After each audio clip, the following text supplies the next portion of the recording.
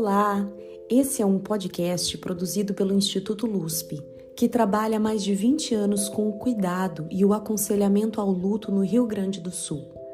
Aqui falamos sobre temas complexos e profundos, como a morte e o morrer, as perdas, envelhecimentos, amadurecimentos e esperanças, com leveza e clareza, tendo o compromisso ético de testemunhar processos de transformação e restauração da vida. Eu sou Clariana Saragiotto, psi, especialista em luto e membro do corpo clínico da LUSP, e aqui serei porta-voz desses temas tão importantes. Sejam bem-vindos. Em uma cultura na qual poucos de nós buscam conhecer o amor verdadeiro, o luto geralmente é sobrepujado pelo arrependimento. Nós nos arrependemos das coisas não ditas, dos conflitos que ficaram sem reconciliação. Vez ou outra, quando me pego esquecendo de celebrar a vida, desatenta em relação ao fato de que acolher a morte pode elevar e aprimorar a maneira como interajo com o mundo, tiro um tempo para pensar se eu estaria em paz, sabendo que deixei alguém sem dizer o que estava em meu coração, que parti com palavras duras. Tento diariamente aprender a me despedir das pessoas como se pudéssemos nunca mais nos ver. Essa prática nos faz mudar o modo como falamos e interagimos. É uma forma de viver conscientemente. Bell Hooks em Tudo sobre o Amor. E assim iniciamos o primeiro Luzcast de 2026, episódio número 41. E é com muita alegria no meu coração, com o meu coração em festa, que hoje estou aqui com a minha querida colega Roberta Martins de Oliveira. Seja muito bem-vinda, querida. Muito obrigada, Clary. Para mim é um prazer estar aqui, assim como é um prazer participar do Baobá e ser tão bem recebida na LUSP, no Baobá, e a tua recepção calorosa para mim, ela foi e é muito importante, e eu fiquei muito feliz com o convite. Ai, querida, maravilhoso a gente poder estar dialogando tanto então no núcleo de relações étnico-raciais e diversidade, núcleo Baobá do Instituto LUSP, como também aqui no Luzcast, que é esse espaço caloroso, afetivo, esse estúdio, né, que é esse espaço nosso tão íntimo, também tão assim, despojado, né, de grandes de grandes tecnologias, mas que tem o nosso coração, tem a nossa intenção e tem o nosso amor. E falar sobre, né, a respeito, acerca da Bell Hooks contigo, para mim, assim, é um convite, né, a um aprendizado amoroso sobre estarmos presentes, sobre a diversidade, sobre esse compromisso ético-político que a Bell traz. Então, Beta, eu, assim, amei estar contigo como estagiária do Instituto LUSP. Eu já vou começar a apresentar, então, a Roberta, né, nesse ano de 2025, e espero que em 2026 a gente siga caminhando juntas, né? Então, vamos lá, quem é a Roberta, né? Roberta Martins de Oliveira é quase psicóloga, né? Formanda em psicologia pelo Centro Universitário da Serra Gaúcha, a FSG, e ela se forma em março de 2026. Então, quase aí, com o canudo na mão, estarei celebrando junto contigo esse momento. E em seu estágio curricular, a Roberta atuou em contexto de vulnerabilidade e assistência social em um serviço de convivência e fortalecimento de vínculos para pessoas idosas e também no Instituto LUSP, nos âmbitos clínicos adulto e infantil e nos grupos de apoio aos pais enlutados. Então, a sua prática de trabalho, e eu diria de existência, ela é essa pessoa, né, linda, amorosa, presente, e ela também atua como AT, né? Eu também sou AT, Beta, assim, né? Ela é acompanhante terapêutica, que é o AT, né? A AT, para crianças no espectro autista além de estar inaugurando, então, essa prática clínica. Então, é uma alegria, né, ter você como colega e como aprendiz também, estamos juntas aí, né, nessa ética do amor, nessa ética política. Então, vamos começar também com as nossas audiodescrições, que é uma prática importante de acessibilidade aqui do nosso Luzcast. Então, vou começar por mim, né? Eu faço em todos os episódios, as pessoas já devem ter quase decorado a minha audiodescrição, mas bora lá, vou ser mais sucinta hoje. Eu sou uma mulher cisgênero, de pele branca, 1,57 m, 38 anos, cabelos castanhos, olhos castanhos. Os cabelos também já têm vários fios brancos, que eu gosto muito deles, né, na altura dos ombros. Sou uma mulher neurodivergente, mãe solo, e agora estou vestida com uma blusa preta por baixo, né, uma regatinha e uma blusa de renda azul por cima, um azul marinho, né, um colar de madeira com uma pedra, e uso também um óculos de armação escura, preta, e ao meu fundo, algumas plantas, alguns adereços, assim, de arte, né, alguns objetos artísticos, né, com conchas, com livros, com plantas, mandalas, e esse é o meu espaço de trabalho. Beta, por favor, faça a sua audiodescrição. Então, eu sou a Roberta, uma mulher de pele parda, cabelos cacheados, um pouco abaixo do ombro, que agora estão com 2 presilhas. Uso óculos de armação quase que transparente. Estou usando uma camiseta, uma regata, na verdade, branca, com uma gargantilha também, uma pulseira um pouco praiana, assim. Ao meu fundo tem uma poltrona, onde eu estou sentada, e atrás uma parede de cor bege. Excelente, querida. Então vamos lá, vamos falar dessa autora que a mim, não sei para você, quero poder te ouvir, ela sim trouxe uma concepção radical com relação à própria vida, com relação à morte, com relação ao luto, como eu trouxe já nesse trecho inicial da Bell Hooks, que nos estremece, né? Faz assim, é uma leitura e é um conhecimento, né, que provoca essa radicalidade da consciência. Então, a Bell Hooks, escrita com letras minúsculas, né, foi uma das intelectuais mais influentes dos nossos últimos tempos, né, é ainda, né, mas faleceu, professora, pensadora feminista, ativista antirracista e autora de mais de 30 livros que abordam temas como a raça, o gênero, a cultura, a espiritualidade e, é claro, também o amor, né? E são exatamente essas temáticas que a gente trabalha e a gente estuda e reflete, dialoga no grupo de estudos do Núcleo Baobá. Então, a Bell é nascida em Gloria Jeans Watkins, né? E ela escolheu escrever o seu nome com letras minúsculas justamente para poder destacar que o conteúdo das suas ideias é mais importante do que o seu próprio nome, né? A sua trajetória, né, ela é marcada por um compromisso com a justiça, com a igualdade e com a crença profunda, né, uma luta, mas mais do que isso, uma presença, eu diria, né, de que ela busca e nos instiga, né, a sermos pessoas com uma crítica social que é permeada pela vivência do afeto, né? Então, esse livro, Tudo sobre o Amor, Novas Perspectivas, a Bell, ela nos desafia a compreender o amor em muitas áreas, e aí a Beta vai falar sobre isso, né? Por onde a Bel passeia, né? Do que será que ela está falando? Será que ela está falando do amor romântico, do amor idealizado? Será que ela está, né, nos convocando a falar sobre relacionamentos de casais ou, né, entre pares? Ou o que será que ela traz aqui nesse livro, né? E eu já vou trazer essa perspectiva, assim, de que ela é muito prática, né? Ela traz o amor como uma ação escolhida, intencionada e transformadora, né? Uma força política para que a gente possa construir uma sociedade mais justa.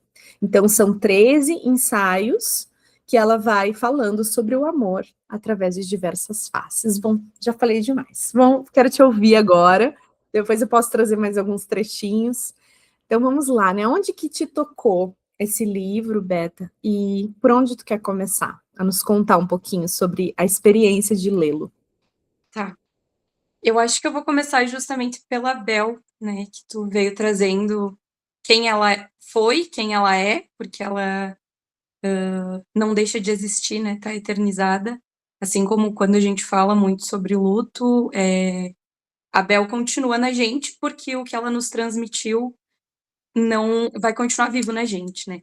Então, eu me aproximei da Bell Hooks muito novinha, muito na minha adolescência, querendo estudar sobre feminismo, e o primeiro livro da Bell Hooks que eu conheci foi O Feminismo é para Todo Mundo, que é um livro lindo, que é muito amoroso também, e fala sobre os impactos do feminismo, da sociedade patriarcal, né, não só para nós, mulheres, cisgênero e transgênero, mas também para os homens e para as pessoas LGBT, enfim, as diversas formas de opressão causadas pelo patriarcado.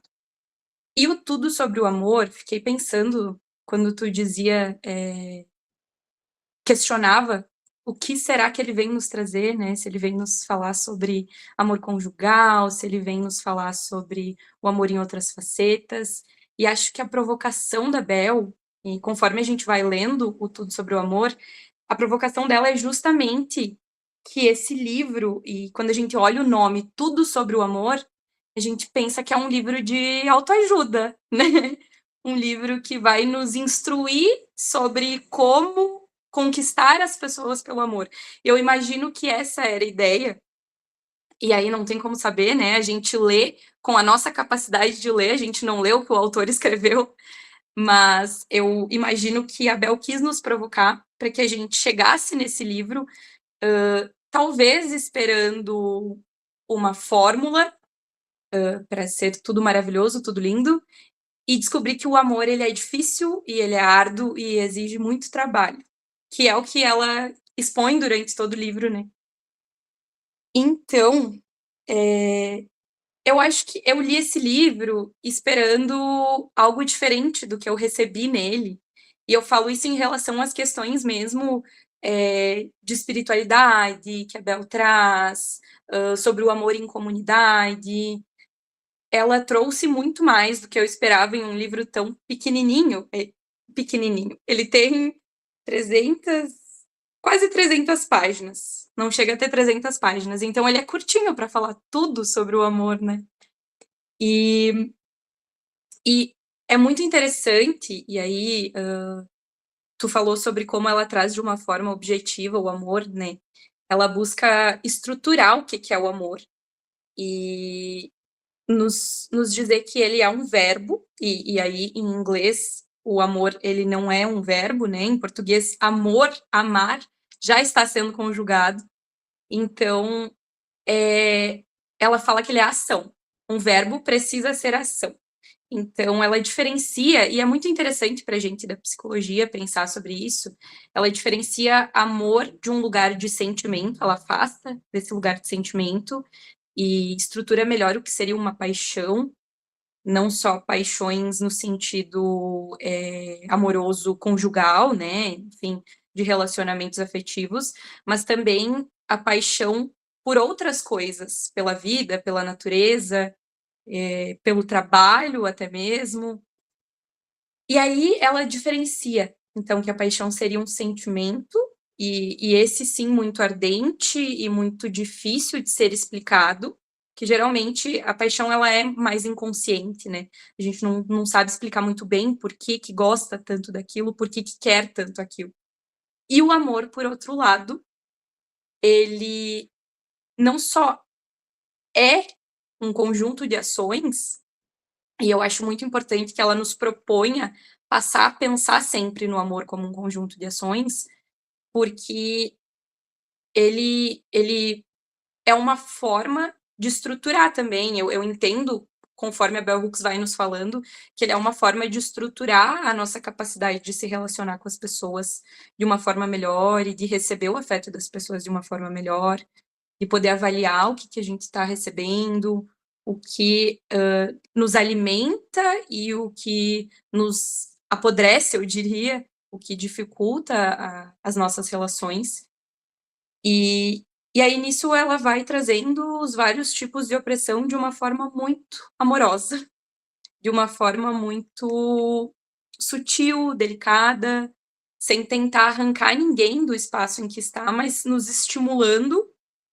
E aí ela relaciona muitas vezes com as vivências dela, e isso é tão visceral, né? Isso parece que perpassa o corpo dela, enquanto ela nos conta a forma como ela foi estudar sobre o amor, a forma como ela passou a buscar outros teóricos e não apenas livros de autoajuda sobre o amor.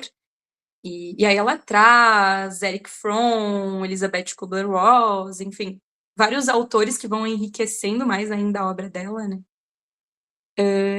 E nos dando uma fórmula, entre aspas, do amor, mas uma fórmula que não é uma receita de bolo. Uma fórmula que ela vai nos guiar para o que a gente está dando e o que a gente está recebendo nas nossas relações amorosas. E eu imagino que tenha mais a adicionar, Clary. Sim, que linda te ouvindo, ainda em termos gerais e falando da Bel, eu me lembrei da conexão que eu tive ao ler o livro, como se eu estivesse escutando uma anciã, uma sacerdotisa, até mesmo assim, se a gente pensar numa liderança religiosa, sem estabelecer necessariamente algum nome, né? Porque não é sobre uma religião, mas sim sobre uma pessoa que tem uma palavra espiritual. Eu sinto a Bel assim, né? Inclusive, você trouxe a palavra nutrição, e ela traz, né, que o amor, ele é a nossa vontade de nutrir um crescimento espiritual. E o quanto isso nos aponta um caminho, então, que talvez concilie com a fórmula que tu traz, né? Mas que não é uma fórmula pronta, que ela é subjetiva, ela é singular, ela é cultural, ela é cotidiana, ela é coletiva também, né? Individual e coletiva, e ela se dá nas relações, nos vínculos. É eu estar exercitando o meu crescimento espiritual através do outro e percebendo então essa desconstrução das violências e opressões estruturais em mim, para que eu possa ter uma relação mais respeitosa com o outro. Então, ela fala da desconstrução do racismo de um jeito, assim, né, incrível, um jeito sublime, essa é a palavra, né? Ela inclusive traz algumas referências de espiritualidade, de meditação, né? Ela fala de significados metafísicos, filosóficos, né? Então, ela traz essas perspectivas que não são a outra face da violência, muito antes, pelo contrário. Ela fala da desconstrução da violência através de uma prática amorosa, né? E isso sim me emociona agora de estar relembrando junto contigo, assim, quando tu fala, né, dessa postura dela, assim. E sobre especificamente o relacionamento amoroso, teve algo agora amoroso numa relação afetivo-sexual, numa relação que inicia pela paixão, talvez, né?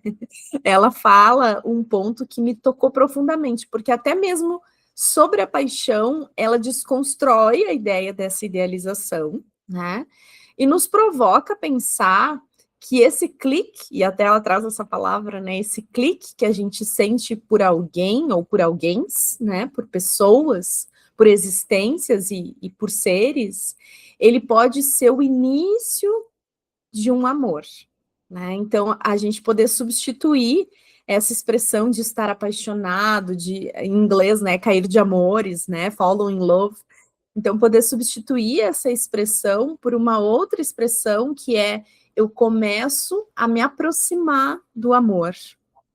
E essa aproximação, ela também traz algo assim que seria eu encontro alguém com uma conexão intensa, né?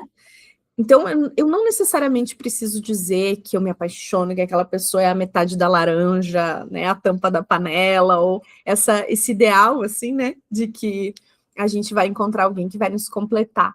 Não é sobre completude, né? E sim sobre aprendizado, crescimento, exposição das nossas vulnerabilidades, exposição das nossas violências internalizadas e estruturais, e aí entram, né, as relações de machismo, de capacitismo, de misoginia, enfim, tudo aquilo que violenta, que agride, que exclui, para que a gente possa ultrapassar essas barreiras, tendo consciência de que elas foram internalizadas em nós pela estrutura, para que a gente possa ir se diluindo nesse amor, né? Que é um amor mais consciente, um amor mais respeitoso, assim. Então, queria contribuir dessa maneira, que foi algo que me tocou muito, né? Muito importante isso que tu disse, Clary. De talvez diluir essa ideia de paixão, né?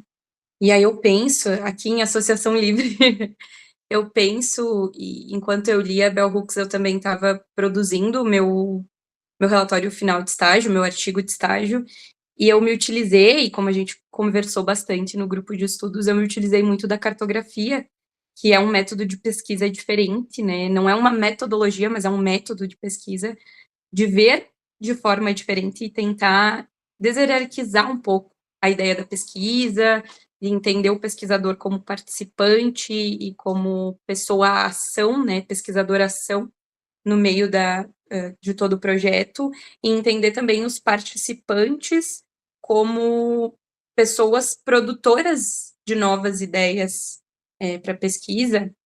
E enquanto tu falava sobre isso das paixões, eu lembrei que em cartografia a gente fala sobre paixões tristes e paixões alegres, que seriam a potência de vida.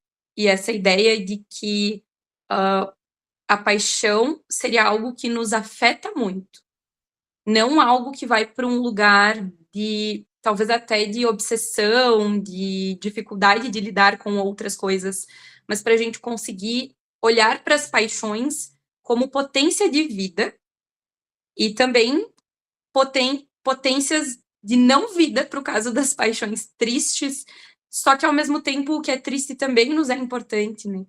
Então, fiquei pensando, assim, que conforme a Bell Hooks ela vai nos trazendo tudo isso, tem uma parte do livro que ela fala sobre uma história dela, de um amor, um início de amor, que não se tornou um amor afetivo sexual, mas que foi muito importante para ela e que mexeu em algum lugar dela.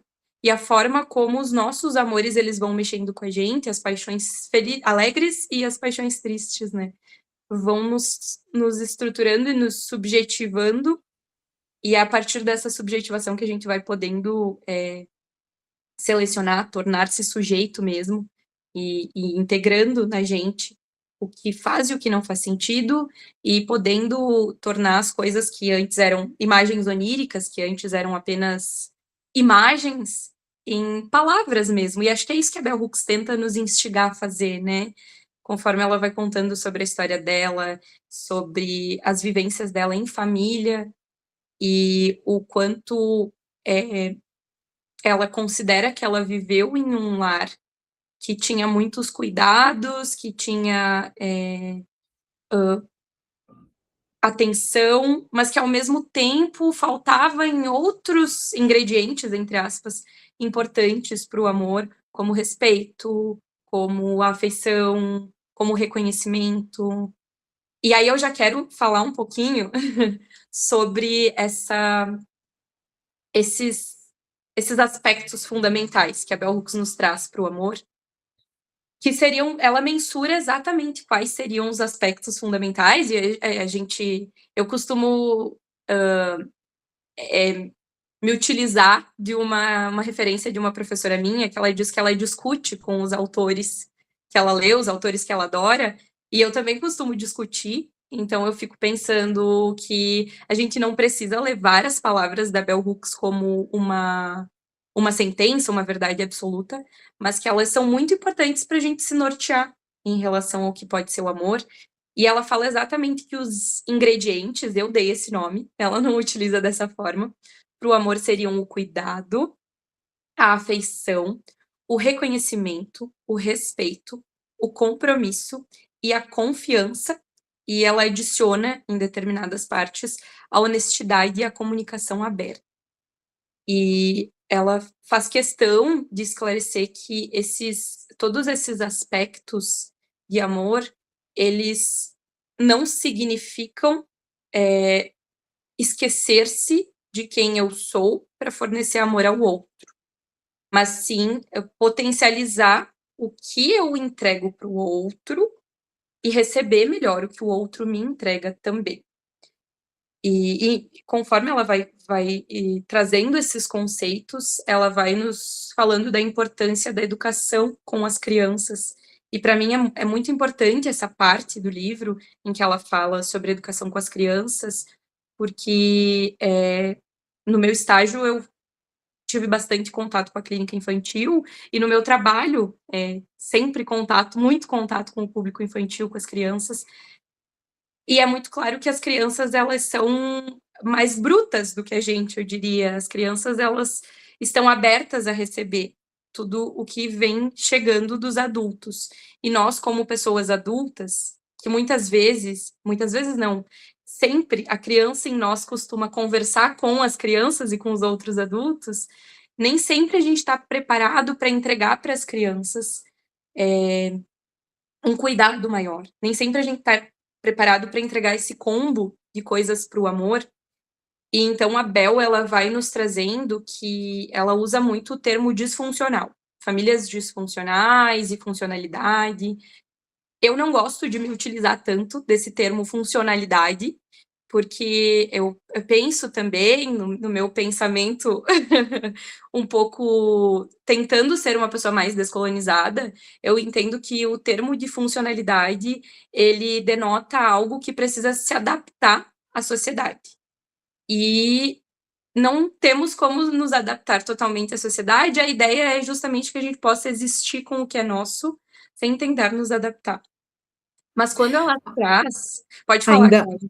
ainda mais quando a sociedade é um coletivo que pode também estar adoecido, pode estar sendo prejudicial, em outras palavras, ou até disfuncional, e que não ajuda nessa adaptabilidade. Então, a busca pela saúde mental aqui não é necessariamente se adaptar a esse coletivo que pode estar às avessas do amor, inclusive, né? Então, gostei muito dessa tua reflexão, assim. Talvez a gente possa pensar, então, ao invés de uma funcionalidade, mas sim uma autonomia, uma autenticidade, uma integração dos seus recursos, das suas apropriações, né? E que pode ser contrária à grande massa, certo? Então, nessa perspectiva, né? Sim, e aí essa discussão interna que eu tenho com a Bel, de não concordar com o uso do termo funcionalidade, ela é uma discussão meramente linguística, né? Porque conforme a Bel vai nos trazendo, fica muito claro que ela tem uma crítica muito forte ao sistema patriarcal e ao sistema capitalista também, conforme ela vai nos contando, e é nisso que eu acho que ela tem uma sutileza muito grande, de nos trazer a ideia de comunidade e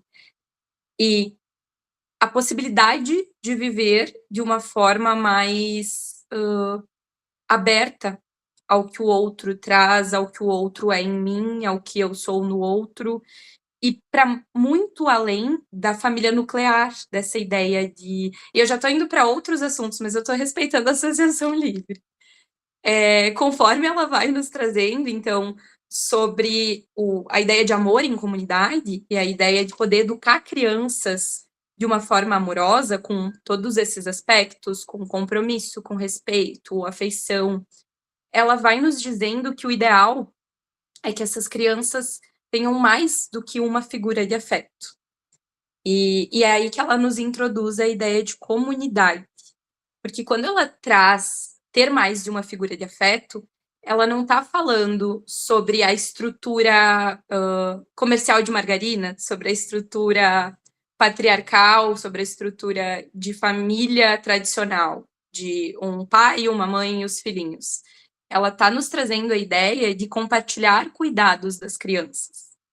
Em comunidade mesmo, com amigos, com outros familiares que não façam parte dessa ideia de família nuclear, e que nos parece muito irreal, né? Conforme eu vou lendo, eu vou discutindo também com ela, pensando, mas Bell Hooks, o que é isso que você nos propõe? Que parece que está tão distante e ao mesmo tempo que é uma grande esperança, também é uma grande angústia por a sensação de que a gente não consegue viver isso. Mas é justamente o que ela vai nos propondo, é que a gente vai espalhando a palavra. Como se fosse, como tu disse, uma profetisa do amor mesmo, né? Que a gente vai espalhando essa palavra do amor, de chamar outras pessoas para conversar sobre isso, para pensar sobre isso, para viver em comunidade com a gente, e ir construindo no nosso pequeno mundo um mundo mais amoroso, um mundo mais propenso a ter adultos saudáveis, e saudáveis em um sentido de potência de vida mesmo, como tu disse, de autenticidade e de poder ir trazendo para o nosso ser aspectos que nos fazem sentido, sem minimizar os aspectos que fazem sentido para o outro. Então, é muito bonito como ela vai construindo essa ideia de comunidade, e depois ela nos traz também a ideia da espiritualidade, da religiosidade, criticando a religiosidade de uma forma fundamentalista. Ela traz uma crítica muito grande ao fundamentalismo, e, ao mesmo tempo, ela nos convoca a pensar sobre uma figura divina que é transmitida pelo amor. E aí, conforme eu estava falando o quanto me afeta pessoalmente, tem as coisas que nos atravessam e que a gente, né, vai introduzindo junto às várias leituras, e enfim, o quanto a linguagem vai nos banhando, né, de coisas que são nossas também. E eu fico pensando muito que o meu lugar de espiritualidade, ele está muito longe de um espaço religioso físico, mas, ao mesmo tempo, a gente me trouxe uma ideia de me abrir melhor para locais espirituais que não tragam esse fundamentalismo, e que por muito tempo para mim foi muito difícil, por ser uma pessoa dissidente de gênero, por ser uma pessoa que não é heterossexual. Muitas vezes a gente discorda muito de certas coisas e se sente diminuído por muitas coisas em espaços religiosos fundamentalistas, e se afasta da ideia de espiritualidade, que é muito importante também para nos nutrir, né? Que é muito importante para nos conectar com outras pessoas, com a gente mesmo, com a ideia de uma divindade que nos traz potência de vida. Se tu quiser falar mais alguma coisa, eu vou falando, claro. Nossa, que reflexão linda, assim, né? Muito convocatória. É muito bonito ver onde que o livro te tocou e que me toca agora também, né? Poder pensar nessa prática espiritual do amor desvinculada de uma hierarquia de poder. Inclusive, ela referencia até com o Jung, né? Que esse pensamento também é do Jung, de que onde há o amor, não há uma relação de poder, né? Então ela fala sobre isso, que são coisas contrárias, né? Então a opressão, a violência nessa mesma esteira, assim, né? De um poder que numa hierarquia vai dominar, vai colonizar, vai dizer o que é o certo e o errado, né? E como trazer isso, fazendo ainda uma costura com o assunto de antes, como trazer isso para a prática da parentalidade, da pedagogia, da educação, quando então a gente precisa ver a criança como um ser humano, digno de respeito, de direitos, né? De ser tocado, de ser conduzido de uma forma respeitosa, que considere aquele corpo, né, como um corpo que está com a necessidade de cuidado, que está em transformação, que precisa, né, dessa nossa condução. E se os adultos não têm essa postura consigo, como eles vão estabelecer isso, essa relação saudável, né?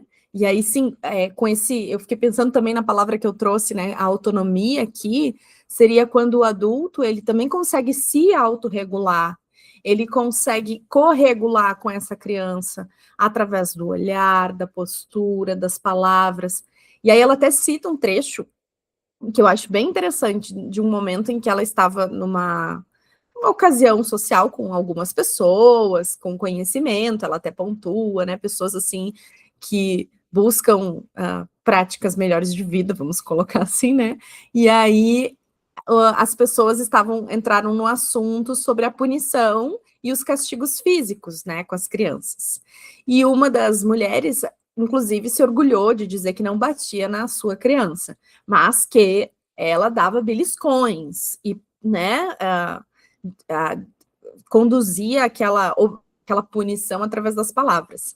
E a Bel se sentiu isolada, sozinha naquele momento, ao se perceber, né? Chocada com aquela postura, porque o beliscão, a palavra agressiva, punitiva, ameaçadora, também é uma violência. E aí ela nos convida a pensar naquele paralelo, assim, como seria se um homem fosse repreender a sua esposa, agora pensando, porque ela traz esse exemplo, né? Eu vou reforçar, numa relação hétero, diante de outras pessoas, inclusive num coletivo, ele vai repreender a sua companheira e ele dá um beliscão nela. Quem de nós não acharia aquilo minimamente estranho? E hoje, inclusive, pontuando quanto isso também é uma agressão, é uma violência.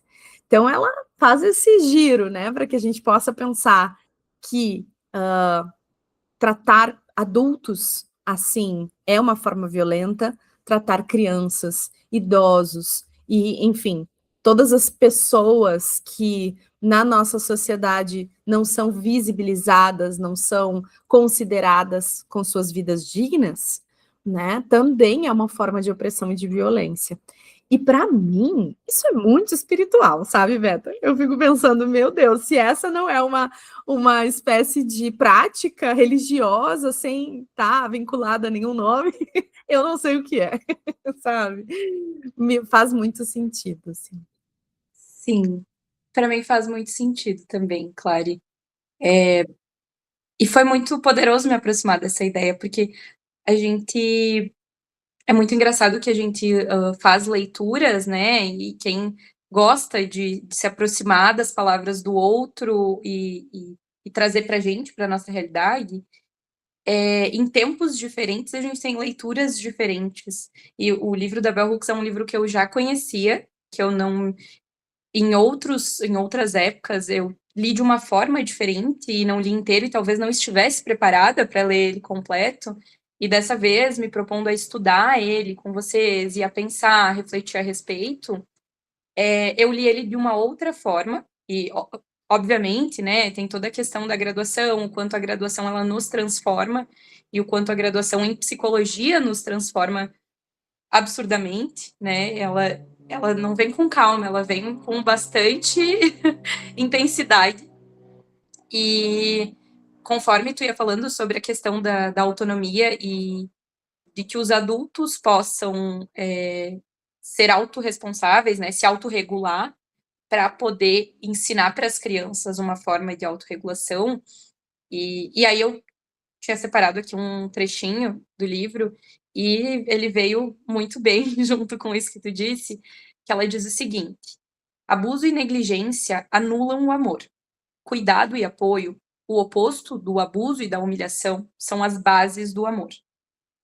E eu penso que nós, como adultos, perpassa a gente entrar em contato com o eu infantil dentro da gente, para conseguir entender e olhar para os abusos e as negligências que a gente experienciou e que, na maioria dos lares, a maior parte, a maioria esmagadora, assim, a gente teve que lidar com o abuso e o cuidado coexistindo, ainda que não faça sentido que essas coisas coexistam. E por isso que é tão importante conseguir transformar, como eu falei antes, essa ideia de imagens oníricas daquilo que aconteceu e está na nossa lembrança, em falado, em coisas que estão na linguagem e que a gente toma consciência, porque aí, como a gente entende em psicanálise, o que é inconsciente, que não está muito claro, que não está muito óbvio, não, essa palavra claro não seria o ideal, porque não está muito óbvio, passa a se tornar evidente, passa a se tornar falado. O que não era dito se torna dito, a gente toma consciência das nossas vivências, e só assim é possível ter mais cuidado conosco, com o nosso eu infantil que está aqui dentro, para então ter mais cuidado com as crianças, seja nos espaços de educação, seja nos espaços parentais, nos espaços de comunidade, das crianças que não são nossas, entre aspas, mas que não pertencem realmente a ninguém, né? E que a gente vai compartilhando cuidados e trazendo novamente para a minha vivência. Para mim é muito importante ter contato com as crianças ao redor da minha família. As minhas famílias de ambos os lados, materno e paterno, são famílias muito próximas. A gente tem um senso de comunidade muito grande em família. E esses compartilhamentos dos cuidados das crianças, para mim, eles são muito especiais. E, claro, a gente continua numa ideia ainda muito colonizada de família, né? De família sanguínea, de cuidado de família sanguínea, mas ainda assim é um cuidado muito bonito e é um cuidado compartilhado, que é muito especial e muito consciente em relação a essas questões de amor, ainda que falho, né? Ainda que todo mundo esteja tentando se trabalhar muito para entender, para acolher as nossas crianças interiores e aí então poder acolher essas crianças que vêm aprendendo com a gente o que seria essa ideia de amor. E a Bell Hooks traz novamente mais à frente o seguinte, que para desmistificar o significado do amor, da arte, ela fala do amor como arte, e da prática de amar, precisamos usar definições claras de amor quando falamos com as crianças. E precisamos também assegurar que ações amorosas nunca sejam contaminadas pelo abuso.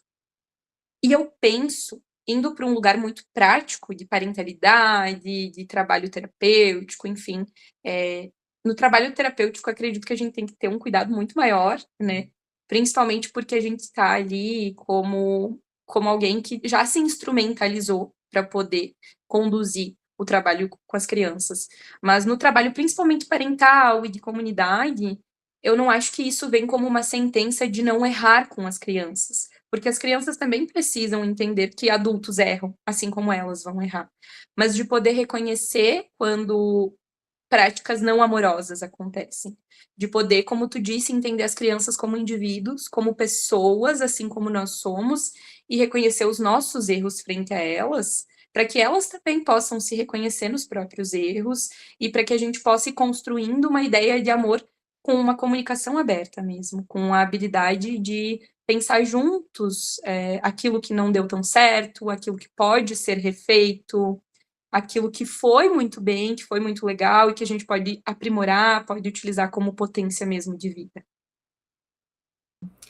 Ai, que lindo! Eu tô aqui te ouvindo e absorvendo, assim, a tua energia e essa tua característica do teu ser, assim, que é uma abertura muito humilde, sabe? Para estar aprendendo, para estar se transformando, para estar revisitando a linguagem, né? Inclusive agora na tua fala, quando tu te corrige, né? Falando desses conceitos claros, e que aí a gente, opa, peraí, para e pensa, talvez não precise ser claro, porque o claro aqui, ele também pode soar como se as coisas claras, né, mais brancas, elas fossem melhores do que as coisas que são escuras. Então a gente substitui essa linguagem pela linguagem do óbvio, do elucidativo, do que está posto, do que está consciente.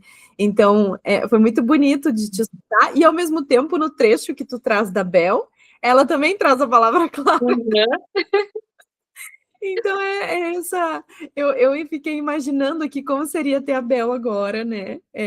Se ela tivesse horário na agenda, claro, para poder dialogar com a gente e poder conversar, e talvez ela também iria refazer as suas palavras, né? E com a criança da mesma maneira, né? A criança aprendendo, é o adulto aprendendo, somos nós aprendendo o tempo todo. E tá tudo bem a gente poder revisitar esses lugares em nós que estão muito marcados como verdades absolutas e que a gente vai, opa, né, desconstruindo e pensando, nossa, né, isso não é tão absoluto. Isso também é fluido, isso também é transformável, né? E que bom poder olhar para isso. E nós ficaríamos ainda muitas horas conversando, mas eu vou respeitar o tempo que a gente combinou também de gravação. E se tu queres trazer algo antes da gente poder falar sobre o luto, que eu pensei a gente poder iniciar e finalizar também com essa temática, né? Sim, eu acho que a gente pode ir se encaminhando para falar sobre o luto, porque também é uma temática muito ampla, né? E que fico pensando, já fico pensando e quero introduzir essa temática de como o luto, a noção do amor junto ao luto, ela vem de uma forma muito carinhosa na LUSP. Eu não consigo não pensar direto na LUSP, porque durante a graduação a gente não tem tanto contato com a temática do luto, e isso é muito irônico, porque vivemos muitos lutos durante a nossa vida, né? Não apenas o luto de morte, por morte, né, por falecimento, mas também diversos outros lutos de pessoas que fomos, de vivências, de separações durante a nossa vivência, de deixar locais. Então, tudo isso para ser elaborado, e o luto ele é um trabalho, né? Ele exige muita energia psíquica, ele muda a nossa forma de agir, a nossa forma de interpretar as coisas. Então, os lutos, eles são muito importantes de serem pensados na psicologia e no âmbito clínico, nos diversos espaços em que a psicologia atua. E a Bell Hooks, ela traz algo que eu acho muito parecido com a forma como o Nasio, que é um teórico psicanalista, fala sobre o amor e o luto, em relação a integrar o outro dentro de mim. E seria algo que a gente faria durante o nosso amadurecimento, a gente faria isso naturalmente em relação aos nossos pais, né? A ideia dos pais que eram pessoas referência e que vão sendo integrados dentro de nós, e o quanto é importante o amor nesse processo, porque a gente vai integrando as partes que nos marcaram muito dos nossos pais, né? E fazendo um luto, enfim, de se tornar uma pessoa adulta, para passar a viver com os nossos pais dentro da gente. E esse é nada mais do que o luto que a gente no futuro, ou enfim, muitas vezes não tão futuro, né, de uma forma precoce, a gente vai viver em relação ao falecimento mesmo de pessoas queridas, que é de conseguir integrar o que aquela pessoa foi em vida, o que se foi meu junto com aquela pessoa, o que eu era dentro dela, e o que passa a permanecer aqui, dentro de mim, dentro das outras pessoas, e o que eu posso preservar da memória dessa pessoa, que por mais que fisicamente não esteja aqui, ainda está aqui dentro de mim. E o quanto é doloroso não ter o físico que é mensurável e passar a ter aquilo que está dentro de mim. E, e acho que isso é fundamental da gente pensar também em relação à integração do que era nosso que se foi com essa pessoa. Porque a dor do luto é a dor de ter ficado aqui, né? De ser sobrevivente e de ainda ter que viver sem essa pessoa. E a Bell Hooks também traz muito sobre os cuidados paliativos, né? Com pessoas se despedindo da vida e podendo viver esse luto de si mesmo também, que eu acho que é muito, muito complexo de ser pensado, né? E aí eu gostaria de te ouvir sobre isso, Clary, na tua experiência com o luto. Nossa, te escuto e fico emocionada aqui, assim, me conectando com toda essa análise, né, que tu trouxe, que para mim faz muito sentido, e me conecto de novo com a figura da Bel, né? Ela começa o livro contando sobre o luto da separação. Então, ela já pontua ali um luto não reconhecido, muitas vezes velado, silenciado na nossa sociedade, né? E que modifica a identidade da pessoa, a estrutura, a rotina, enfim, né? O posicionamento diante da existência. E ela também fala da experiência de ter vivido um processo de câncer e também de uma outra doença que ela não nomeia como ameaçadora da sua vida e que fez ela buscar o estudo sobre o amor. E é por isso também que eu decidi começar, né, o episódio com uma frase que fala sobre o luto e sobre o amor, né? E te ouvir e pensar nessa internalização, né, dos nossos afetos, dos nossos vínculos, o quanto esse trabalho do luto, ele é permeado de tantas emoções, de tantos sentimentos, de tantas concepções cognitivas, corporais, espirituais, e que, de novo, na nossa sociedade não tem espaço, né? E ela faz essa crítica social a a esse, a esse senso comum, a essa consciência coletiva que não sustenta, não tolera o mal-estar, que não tolera todos os sentimentos envolvidos no processo de luto, né? E que exigem que as pessoas voltem logo a se relacionar ou com outra pessoa, ou com outro animal de estimação, ou com um outro trabalho, que elas superem, que elas sigam em frente, né? Todas essas linguagens que a gente desconstrói, né? E aí ela traz assim a ideia de que a gente precisa se permitir viver o luto, né? O luto também é uma luta aqui. E quanto mais excluídas e marginalizadas e vulneráveis são as pessoas que não têm as suas vidas dignas, mais esse luto também vai ser luta, né?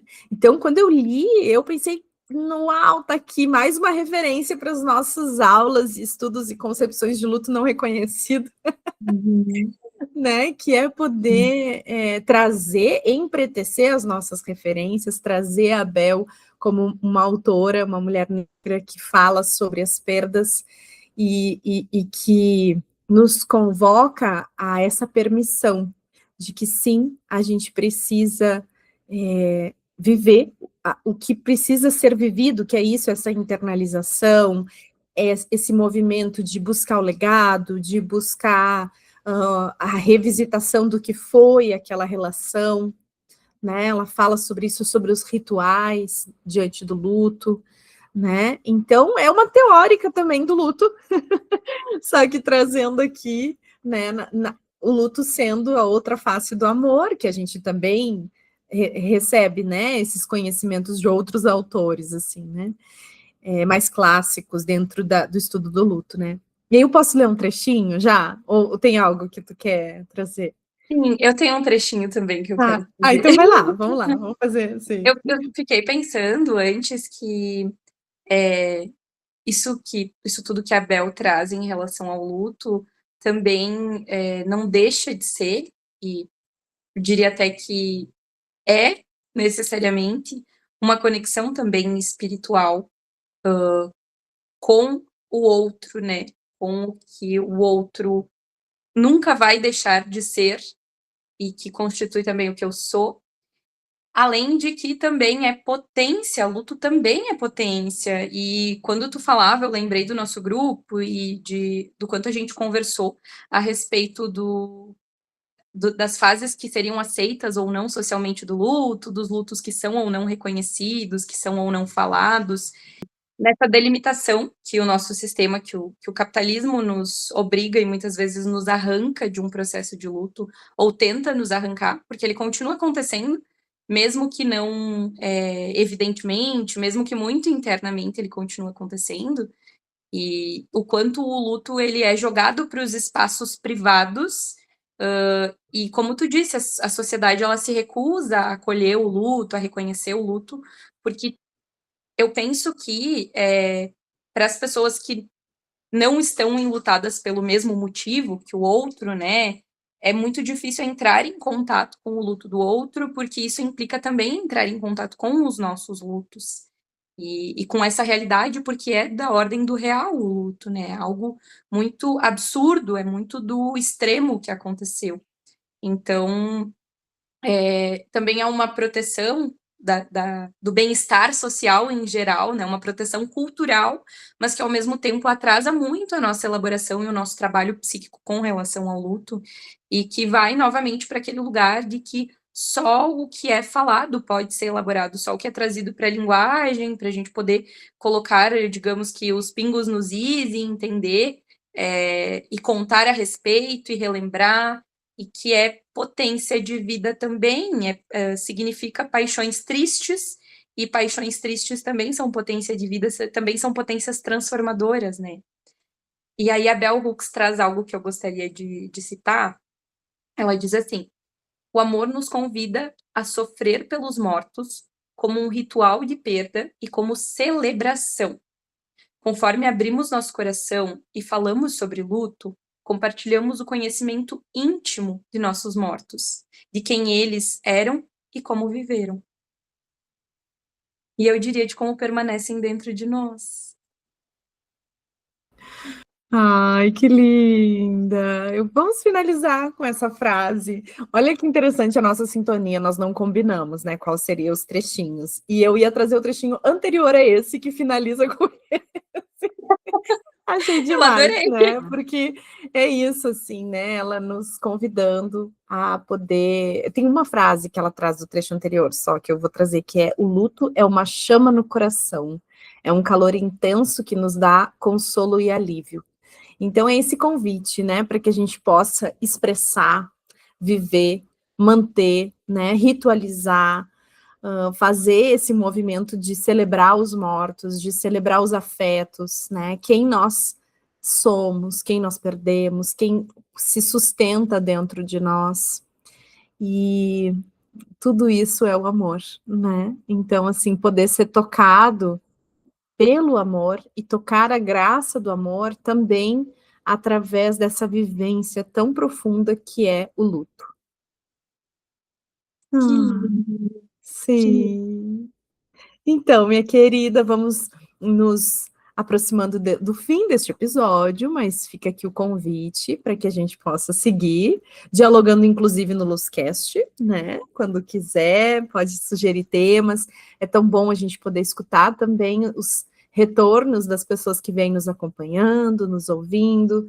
Então, eu deixo aqui o meu abraço muito afetuoso, espero que a gente siga crescendo, eu e você, né, Beta, assim, crescendo, compartilhando conhecimentos e fazendo a psicologia, essa profissão que requer sempre, né, um aprimoramento da técnica, da ética e do nosso fazer amoroso, né? E você, para mim, é um exemplo disso maravilhoso, é um presente que eu encontro nessa caminhada da psicologia. Obrigada, Clary. Para mim é um presente também estar fazendo parte da USP, ter feito parte da USP e ter tido encontros tão ricos dentro desse lugar que é tão amoroso e que inspira amor. E é muito especial. Muito obrigada por ter me convidado para fazer parte. Eu gostei muito. E quero poder fazer muitas construções durante esse ano, no nosso grupo de estudos, no Baobá. E eu recomendo muito para quem estiver Isso, escutando vir para o Baobá, isso. vir pensar junto com a gente sobre poder pensar e criticar e entender o que é esse sistema, o que nos constitui, pensar sobre as formas de opressão, pensar sobre o luto nessas diversas formas diferentes de sentir ele, e novas formas de se relacionar também, né? De fazer não só a psicologia, mas das diversas áreas. Perfeito. Isso, vou aproveitar então esse finalzinho, né? Como tu trouxe, na minha perspectiva, a psicologia ela já mudou absolutamente minha vida, mas o Instituto LUSP foi assim, primordial na mudança também, na constituição da minha identidade como terapeuta profissional. E o Baobá vem sendo, assim, um espaço, né, fecundo, fértil, de uma apropriação, de uma autonomia, de um lugar de saúde, de um lugar de potência. Então, encontrar as outras meninas que estão com a gente é maravilhoso. Então, fica aqui o nosso convite para que, se você quiser transformações importantes na sua vida e também na sociedade, que você possa se unir a nós, né? Tanto no grupo de estudos do Baobá, como também os outros grupos de estudos que nós temos no Instituto, a formação de aconselhamento ao luto e outros cursos, né, que estamos administrando, enfim, ministrando. E aí, a nossa primeira leitura, que inicia em março de 2026, está aqui, né? É o livro da Grada Quilomba, Memórias da Plantação, Episódios do Racismo Cotidiano. Esse livrinho aqui também, do ponto de vista do tamanho, é um livraço, que assim também me atravessou e que vem sendo uma das referências importantes da minha prática psicológica, né, nos tempos atuais. Então fica aqui o convite, e cada mês a gente tem uma leitura, a gente tem uma discussão, né, e um aprimoramento. Então é isso, vamos lá, bora lá, a gente se vê no próximo encontro do Baobá. E para os nossos ouvintes, até o próximo episódio do Luzcast. Um beijo, um abraço, seguimos.